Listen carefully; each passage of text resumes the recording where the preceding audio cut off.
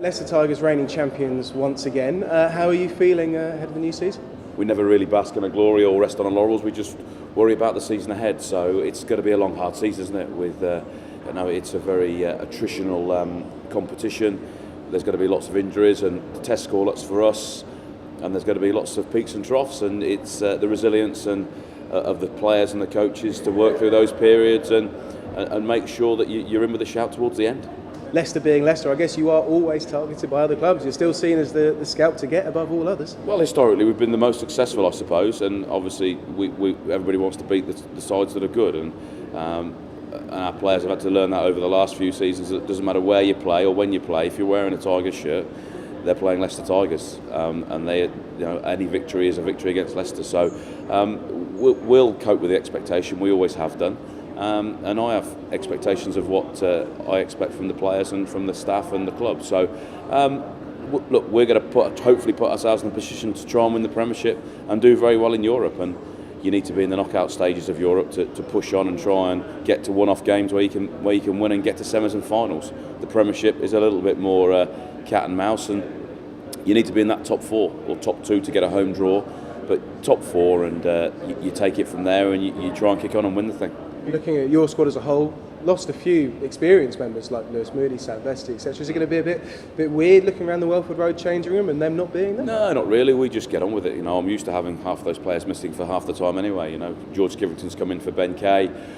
We've signed Thomas Waldrom to replace Lewis Moody. Not like for like, but different and good in different ways. Look, we've got a good squad. That squad's fit and available. We're good enough to compete with anybody, Premiership or in Europe. So, I'm happy with the players we've got. But there's going to be lots of young guys who'll come through and have their opportunity because of test call-ups and injury and so on. So that makes the league nice and even. And we'll see where we go. But we're taking nothing for granted. Last year's last year, the year before was the year before. Now's now, and my concentration will be from Saturday to Saturday.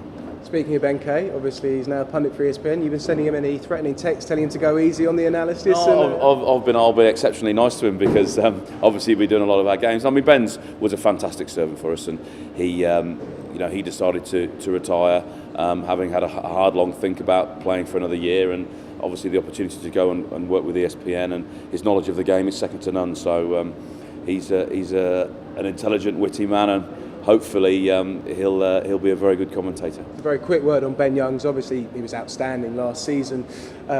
With Harry Ellis's retirement, he's obviously now the number one choice and did so well for England. I mean, are you very confident, presumably, that he can continue that amazing rise that he's had? Look, Ben is at the top of his game. He's only 20. He's got lots to learn, and he's had one really good season. Now he has to back that up this year, and the year after that, and the 10 years after that. So, but we're keeping his feet on the ground. He's a really good lad. He's very level-headed, and we've got to just make sure that his game improves, and we protect him from the distractions from outside sources. And he worries about playing rugby, and he's very focused on that, but we just need to keep him improving, and sometimes he's got to play poorly, and we've got to have to work through that, and we're just going to have to make sure his feet are on the ground when he's outstanding, and he does that very well, but it's an ongoing process. You're only as good as your last game, as the cliche says, and he had a great season last year, but this year everybody's going to mark him a little bit harder and know he's a real threat, and it might be a little bit more difficult for him, but only time will tell.